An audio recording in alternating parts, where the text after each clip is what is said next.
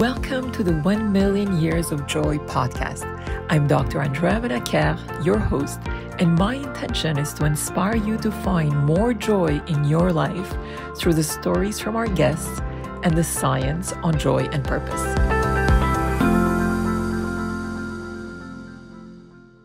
Stephen, it's such a pleasure to have you with us today. Welcome. Well, it's a real pleasure to be here, and thank you for all of your outstanding contributions globally. It's amazing. Thank you. And thank you as well for your incredible contributions. As I was looking at your background and all your incredible achievements, I was in awe.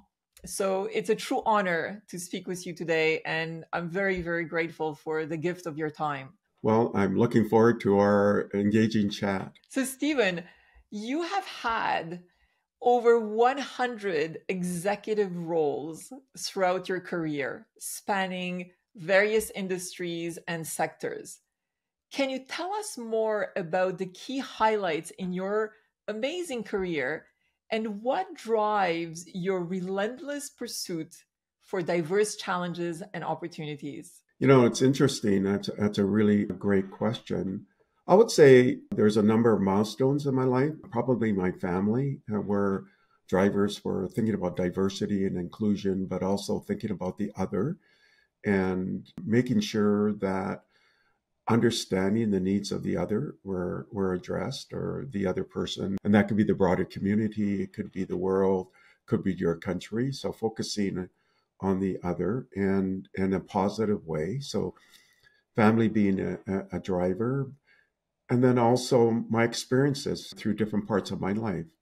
I taught for many years, and again, focusing on the needs of the student and making sure that their needs and their agenda are being addressed. And then working in global communities, both on a regional but also national and global basis. And all of those communities are focused on, what are the positive outcomes? What are the benefits to the broader communities, to the benefit of humanity and life? And what are the benefits to Earth and its ecosystem? So I would say all of those aspects were milestones, but also North Stars in terms of what I do and in different aspects of my life, right? And then proof points would be things like working with CEOs. I work with CEOs on a peer-to-peer basis on a continuing projects and so on. For example, on the board of Million Peacemakers, and we're definitely looking at driving peace and non-conflict, and that is ensuring that people understand each other and work towards common peaceful goals and so on. So that's kind of an example. And Million Peacemakers was co-founded by Stephen Hecht, and he's also the co-author of a book called Conflict, and he has just an amazing vision. So I'm very much in support of that. Another example is AI for Good, a program launched by the UN and a UN agent called ITU, and it's all about how can we do sustainable AI to address the 17 Sustainable Development Goals in a positive way, and how can we ensure that it's done in a way that benefits all?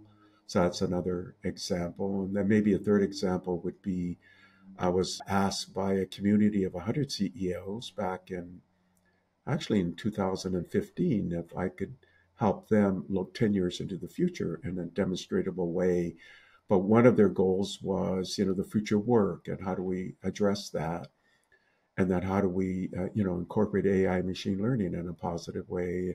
And then looking at futuristic things like quantum computing, which at that time was considered an outlier. But as you know now, there's been massive programs globally and more than 100 startups working in quantum computing. So things like that, but always in terms of benefiting humanity. So you'll see every aspect when I'm engaged in has that sort of positive outlook in some way. And so I work concurrently now, in fact, on a daily basis with more than 1 million CEOs and investors and experts and scientists across many, many different communities, very, very active across all of those communities. Beautiful. Thank you for sharing.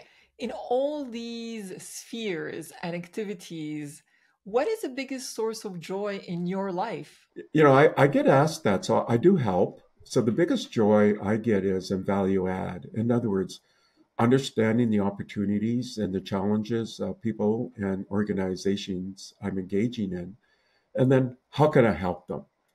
So that brings a lot of joy in terms of what I do.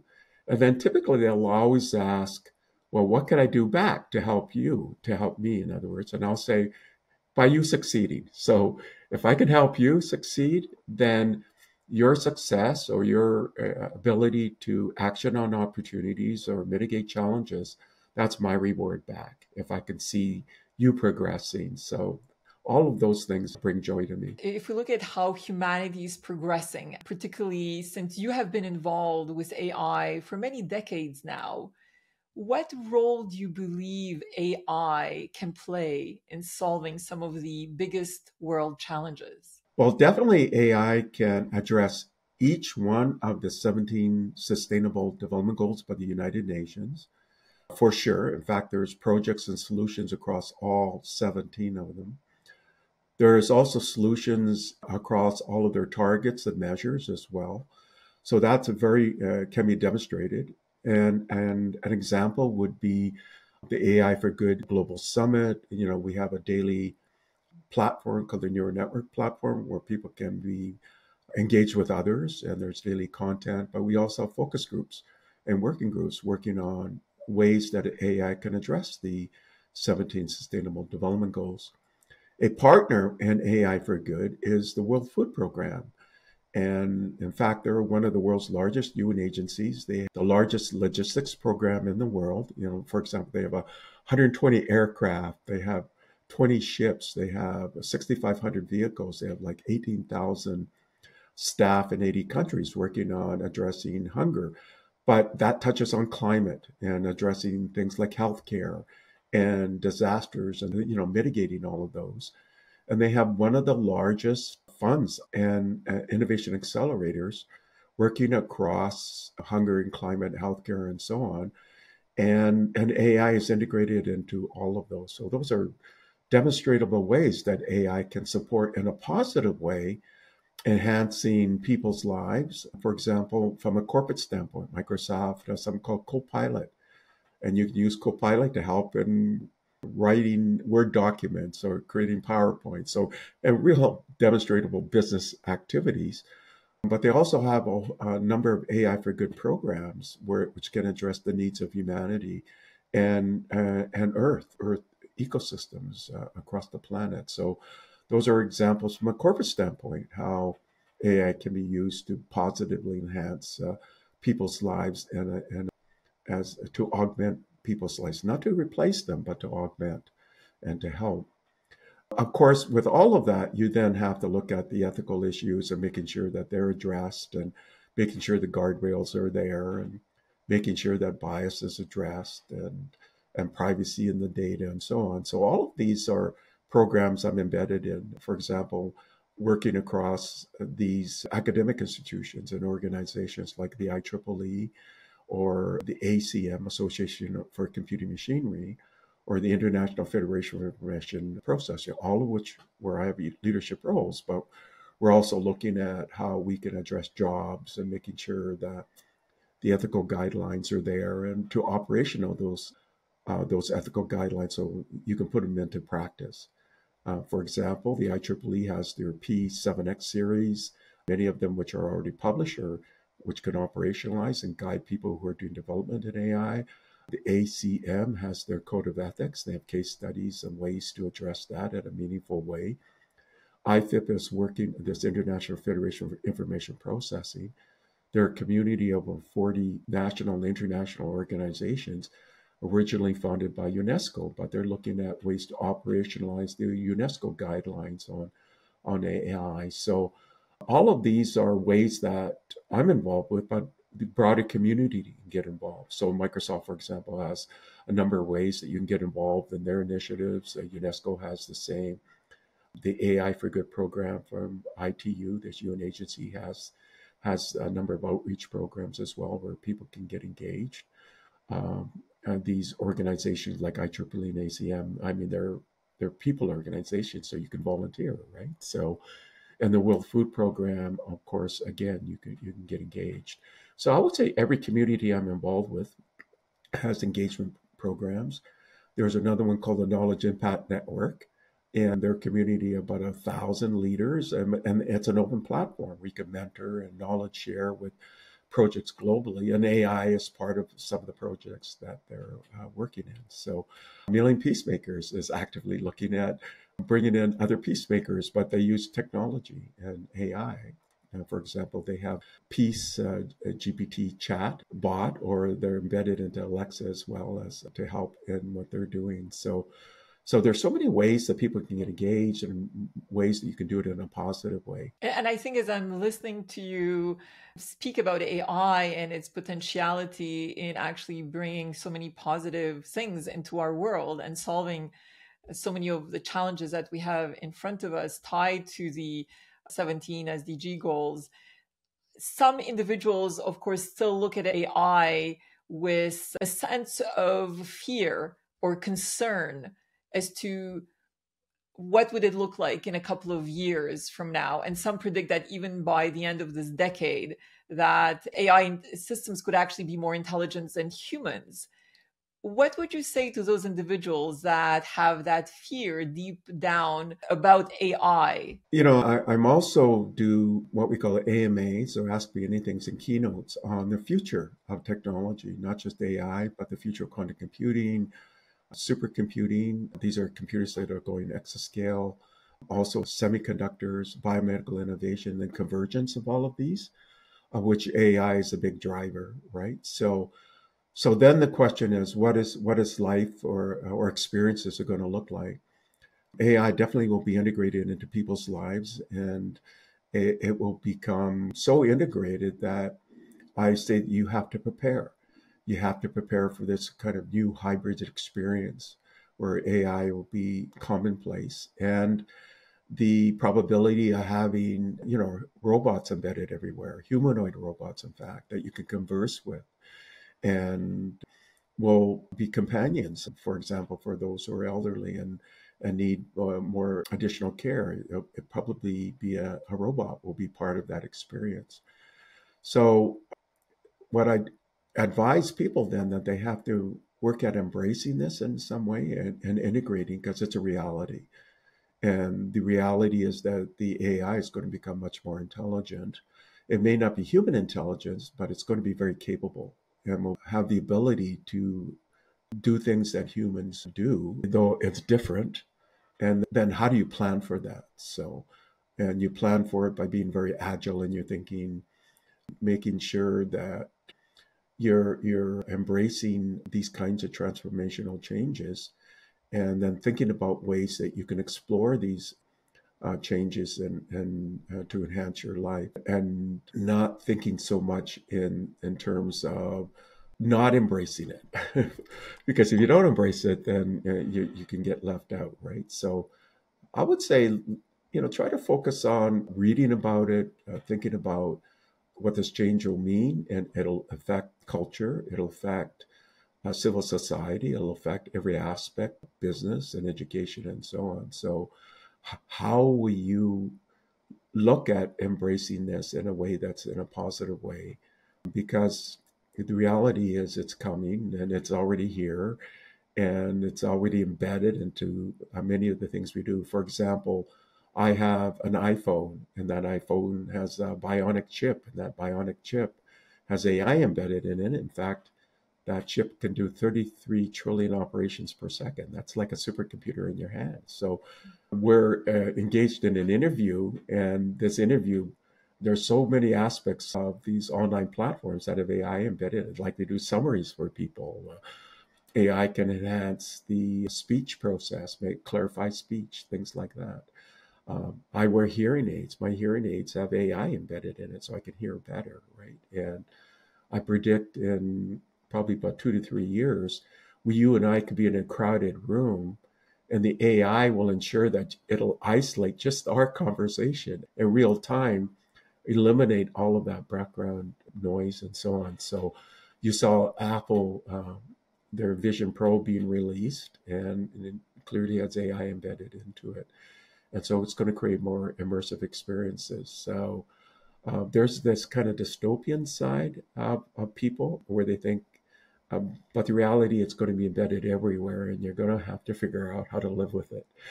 And you have to do that by reading and staying active and looking at all of the daily sort of updates that are happening in this space, right? And then figuring out how can you live with it and how can it enhance your life. And talking about enhancing our lives, as we look at the mental health challenges that we seem to have around the world, what role do you believe AI can play in actually bringing more joy and more harmony into our world? There's a lot of work. Patty Mays, for example, in the media labs at MIT, her team is doing just amazing work in AI and the implications, but also on the behavioral aspects of AI. How can it interact with us? How can it read and inform us on the behavioral side? So AI has the ability to monitor my tonal aspects of when I'm speaking with you, can monitor my facial expressions, my behaviors, and then can give early indications if maybe I'm having some challenges, and then it can advise me or help me to realize that maybe I'm experiencing some challenges, and then there I could seek help, for example. Or AI can provide a guidance, but again, this should all be in conjunction with medical support and so on, right? So I'm not suggesting just AI by itself, but in conjunction with medical personnel and so on, can help you seek advice and help you on your journey on the mental health aspects. So it can improve treatment or it can improve guidance working with health professionals on the mental health journey. And so you'll see many startups working in this space offering AI guidance, but also working in conjunction with medical health professionals, right, as well. So, as we look into the future and at the same time look into your past, I understand that your journey in the sphere of technology began at a very early age. In fact, if I understood correctly, and if I've been reading this right, you've been building computers since you were 10 years old, and you were also reading encyclopedias as a child. Yeah, I mean, and in fact, I really recommend people look at Angela Duckworth's work on grit, Mhm. and I'll sort of reference how that sort of informed my life later. But her work talks about, I'll give you my version of it. So taking her work and sort of abstracting it, putting my sort of view on it. There's this idea that people have talent, and talent could be expressed, and I believe in across more than 1,000 different dimensions, right? And then if you work hard, you develop skills. But if you take those skills and you work hard, then you can get some achievements, right? Mhm. But then if you combine those achievements with hard work, with resilience and optimism and agility, and taking this kind of 360 point of view where when you work with others, that everybody wins. Mark Sadovnik calls this an omni win. So always work so that everybody wins. Then you can get success. So take that element, and then you look at Christensen and Dyer and others at Harvard that came up with this innovator's DNA. And there's innovator DNA, and sort of my view of their work is, if always question and always observe, um, always look at running experiments or pilots or doing things with different communities, always associate. So when you're reading, you're observing, and you're questioning, you're running pilots and doing experiments, always look at connecting dots between diverse things that you do, and then always networking as well with diverse people. So if you look at when I was looking at encyclopedias, what was I doing? I was experimenting, I was questioning, observing, I was associating diverse ideas, trying to connect the dots. And in a way, I was virtually connecting because when I was reading encyclopedias, then it gave me points of view of other communities. Because one of the encyclopedias that my parents purchased was this one called Lands and People, where you could explore different cultures. So it made me curious about other people and their experiences. And then I would ask questions and try to form relationships with people who are different. And if you look at my career, you'll see that element of reaching out to people who are different, always asking questions, observing, experimenting, associating, also working hard and trying to be resilient. So kind of the Angela Duckworth side, always thinking in terms of a 360 omni-win, this Mark Sadonovich idea of the fifth element group, right? Omni-wins. And so integrating that. So you'll see that in the encyclopedia reading early, or experimenting and building computer when I was 10, but also experimenting with digital circuits and things like that when I was really young. But that all comes to being curious, right? So I really advocate for people to be curious. And sometimes when I do career conferences and I give talks, I'll say, be curious, have stretch goals, all of these elements that Angela Duckworth talks about, the innovator's DNA. And because it does work, it allows you to be prepared for change and then look at the opportunities in change and also mitigate the risk when change occurs, right? So I would say that that instilled in me, and throughout my career, all of this engagements I do across CEOs and investors and science communities and so on. Beautiful. And I know you also work extensively with young entrepreneurs. What are some of the key lessons that you recommend they pursue in order to ensure that they optimize their resilience in the process of fueling innovation and bringing new solutions into our world? So, in terms of your questions and working with young entrepreneurs, so just to give you some examples, I do engage with the YPO community, and there's lots of entrepreneurs in there, and I'm always trying to support entrepreneurs with that community. I work with different CEO communities, and we work with the entrepreneurs to try to support with that. The Knowledge Impact Network, or KIN, they work with entrepreneurs, so we try to mentor them. Microsoft has something called the Microsoft Startup Founders Hub. It's an open platform where people can apply, and then when they apply, they get grants and so on if they're approved. But I'm behind the curtain, so to speak. So if you get in, then I'm an advisor and mentor to startups. The AI for Good has an innovation factory. So we have a mentorship judging program there. So I advise startups in there. The World Food Program has the same. And there's this community called WITS, the World Innovation Technology Services Alliance. They have an inaugural World Cup on scaling startups, and I'm a judge in that. And I can go on and on. So, and then I do talks for schools, for example, the CEO Leadership Alliance, where we talk about entrepreneurship and so on. So now, in terms of advice for entrepreneurs, I really advise engaging with these different communities, like the Innovation Factory, because it's an open platform for AI for Good, and you get a mentorship there, or the KIN, the Knowledge Impact Network. It's an open community where you can get mentorship, Microsoft Startup Founders Hub, and so on. And then there's a lot of advice embedded into those communities. For example, Microsoft has something called the Imagine Cup. It's an open program for young innovators to apply, and they can get mentorship, but they can get prizes. Over the past 22 years, there's been over 2 million people have applied. They have an Imagine Cup Junior for 13-year-olds and up, and they have just the Imagine Cup for typically 16-year-olds who are in school. But they have all sorts of free resources there where you can get advice on how to do entrepreneurship and so on. And so there's a lot of programs out there in terms of entrepreneurship. The ACM is exploring this right now, this Association with Computer Machinery. In fact, I just did a fireside chat with Vinod Khosla, really famous entrepreneur and an investor, and it's available free. And there's also advice he gives for entrepreneurs. And the ACM is a nonprofit. We're number one in computing science. So I'm embedded in that. The IEEE has an entrepreneurship formal program. It's a free platform, so you can get embedded in that to give advice and so on. So I earlier mentioned the Innovator's DNA, great advice for entrepreneurs there. Yeah, question, observing, experiment, association, and networking, and the Angela Duckworth's grit aspect, great advice for entrepreneurs, especially on the resilience side and being agile. So one of the things with entrepreneurs and young entrepreneurs is you have to realize that there's a lot of churn when you're an entrepreneur, and you have to be resilient through that. journey of entrepreneurship and be agile, being able to pivot or maybe change direction depending on what's happening in the marketplace, and being able to do that quickly. So those are things for entrepreneurs.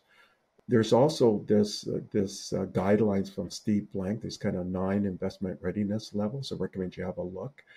Ways to measure on your journey of entrepreneurship. So, for example, do you have a real problem that you're trying to address? Do you have a real solution? Are you getting validation from the marketplace?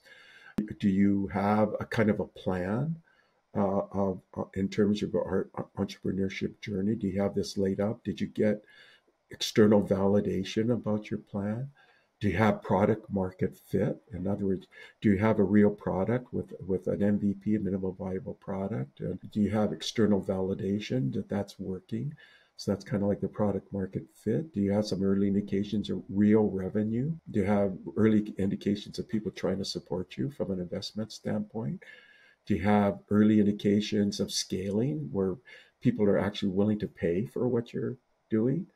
From an entrepreneurship side, sometimes people will say, yes, oh, it's a great idea. And it could be friends and family, but it could be them just being nice to you. So you got to try to get real validation as an entrepreneur that what you have is real. But that's the advantage of going into these open platforms. The World Food Program has an open platform you can apply, or the Innovation Factory from ITU has an open platform for AI for Good you can apply, and you get judged and you'll know. And in fact, I'm a judge, and we have a program coming up next week where global innovators are going to be to pitch, and we'll judge them and so on, and they'll get feedback. And we have judging guidelines, and so you know what you're being measured on, right? I'm also past investment selection committees of a sovereign fund, like the Canadian government sovereign fund. And if you look for our Venture Capital Catalyst Initiative, or VCCI, we actually publish in a transparent way what we measure you on when we fund managers and things like that. So there's all sorts of guidelines in there. So if you look at government programs, they often have programs for entrepreneurs worldwide. The Canadian government, for example, has programs for entrepreneurs, and we publish what we look for. So those are guidelines that are readily accessible for anybody in the world today. I can't talk more about that kind of work unless it goes public. And the only reason I can talk about some of the government work, that some of it has gone public. But the CEO programs, like the CEO Leadership Alliance, we encourage entrepreneurship. And then if you look at some of the public work that we've done, then you get guidelines, and you'll get all sorts of advice that's readily available. Thank you so much for all those wonderful suggestions.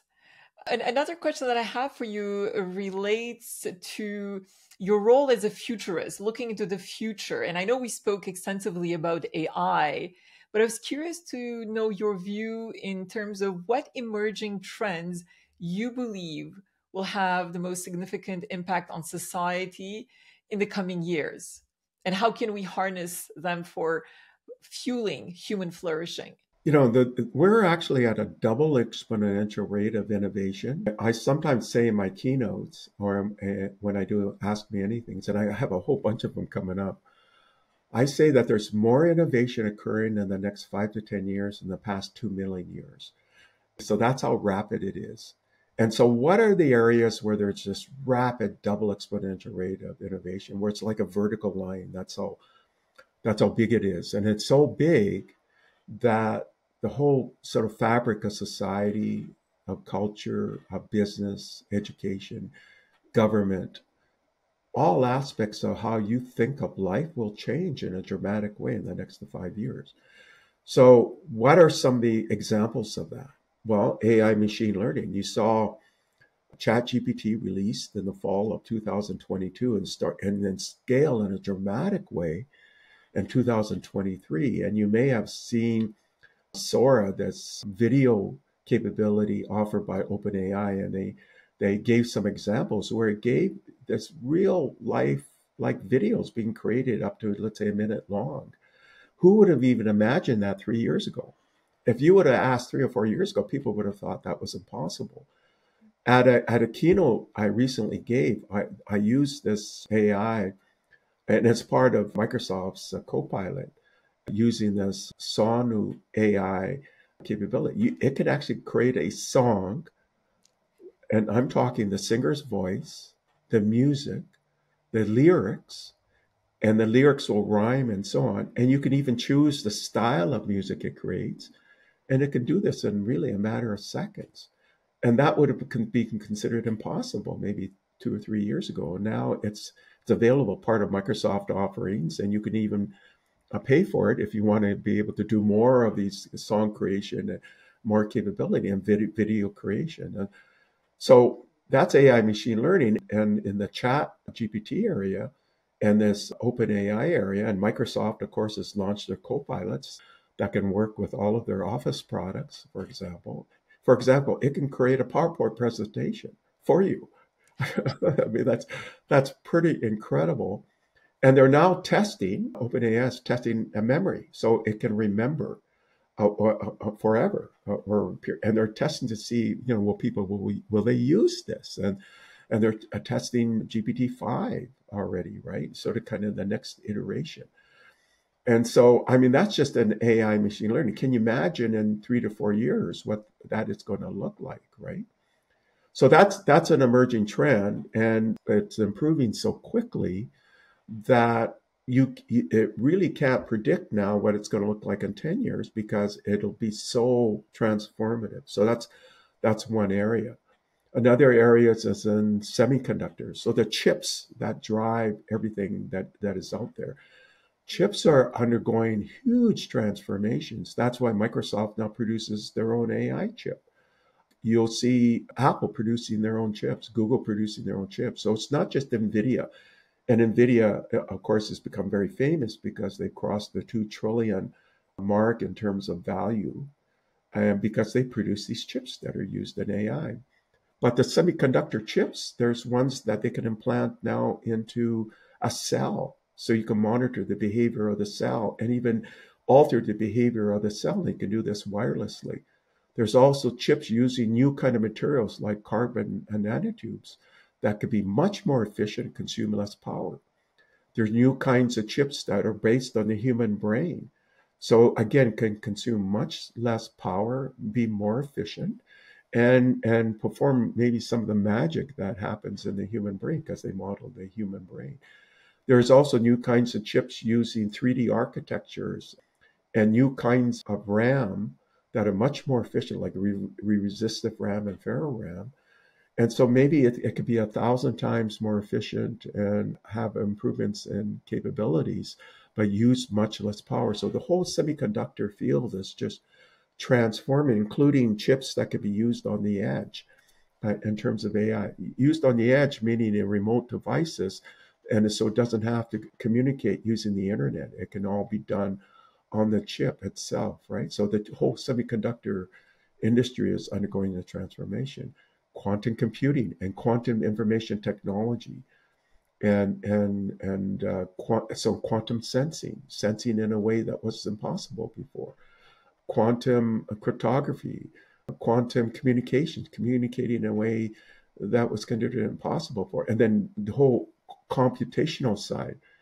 So what quantum computing can unlock is working on problems, solving problems in nature that were considered not solvable or would take 10 million years to solve.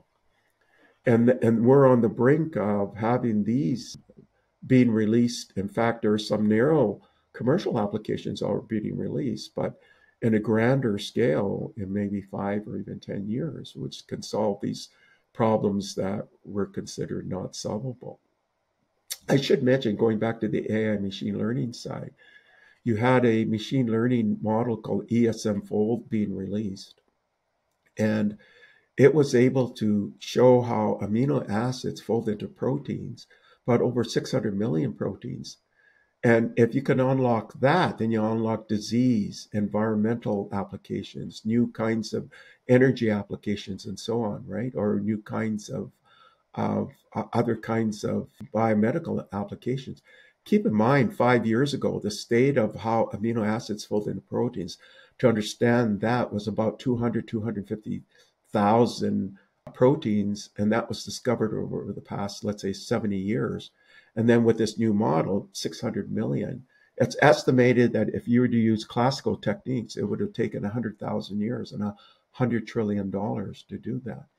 So what's another area? Biomedical innovation, applying all of these kind of technologies and nanotechnologies to solve all sorts of the healthcare problems, right? And extend life. For example, you see David Sinclair and his work at Harvard, and there was an article in Time earlier this year and then last year as well. You look at this professor called Yamanaka, who discovered how these Yamanaka factors could be applied to adult cells and regress them into stem cells. And from that came organoid research. We can grow these mini organs, but even into longevity. And we're at the brink of extending life, right? And it seems to be working on organs in animals. Now they're extending to primates and humans. So we're at the brink of life extension, but not in 50 years, 100 years. I'm talking in the next 5 or 10 years, right? So, and what will that mean, right? But also biomedical innovation into a treatment of diseases and diseases that couldn't be done before, or into a genetic editing or in producing clones and the meaning of impact would that have. So all of that is transforming as well. So these are some of the hallmark areas that are really making a substantive difference in our lives. And there's real life examples.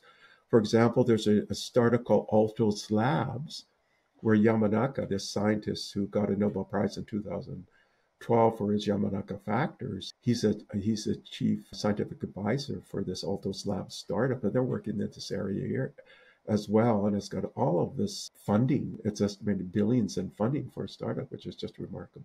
All these advances that have the potential actually to extend life. Some even predict that we could be living past the 100-year mark. I was curious to get your view on where do you believe we will be? Will we reach 120 or far beyond that? Since you were mentioning that a lot of these advances are happening as we speak and will continue to amplify and evolve very, very fast, even in the next five or six years to come. So what's your view on potential life expectancy as we look into the future? And that's a great question. So I think it's unlimited. And the reason is that biomedical innovation is going to give us the life extension to the point where then we reach a period where it becomes unlimited. We're also applying new kinds of AI machine learning capabilities. We're also getting quantum computing and analog computing, supercomputing. I should have mentioned that, by the way. One of the escalating areas in transformational tech is actually in analog computing and combined with quantum computing and supercomputing. Supercomputing is now exascale. That means it can do a billion operations per second. And there's a new supercomputer coming online, which has the ability to model the neurons in the brain and the 100 trillion synapses in the brain as well. So I should mention that's an escalating area combining with AI machine learning, semiconductor technology, biomedical computing, but quantum computing, but the convergence of that also and hybrid computing with supercomputers, quantum computing and analog computing. Because of all of that coming together, then it'll unlock unlimited capability in terms of lifespan. We'll get enough life extension then to give us unlimited capability. And then keep in mind, there's work on, some kind of hybrid between ourselves and AI and synthetic materials, right? So we may be to be embodied in some kind of synthetic body, our robotic body, which then gives us essentially unlimited. So I believe that we are in a generation where we'll have unlimited life extension. And when it comes to your experience in working with global leaders and individuals in every country possible and imaginable, I was wondering what were the key lessons that you have learned through your lifetime about the universality of joy? That's really interesting sort of question. And working with leaders actually globally, I find that probably the majority have an optimistic sort of viewpoint. And that optimistic viewpoint then has a joy viewpoint as well, right? Or a joy theme, because optimism ultimately has foundation in joy. So I would say that's a common element. A life of gratitude, a life of joy, which then aligns with a life of optimism as well. And any final thoughts for our listener that are seeking to find more joy, more purpose in their lives as a result of all your experiences? You know, it used to be thought that there's this thing called the happiness index and that you were born with it and that you couldn't exceed it. And then they study these monks, right? And they find through meditation they actually are able to change their happiness index. So these things that are considered immutable are not immutable. You can actually alter it through behavior and lifestyle and positive thinking. So and then meditation and so on. So which means then that you can have a more joyful life by practicing things like gratitude and optimism, right? So, on these beautiful words, Stephen, I really want to thank you immensely for your time. It's been a great pleasure speaking with you today, and I wish you continued success moving forward. And thank you so much for the invitation, and I very much enjoyed our engagement today.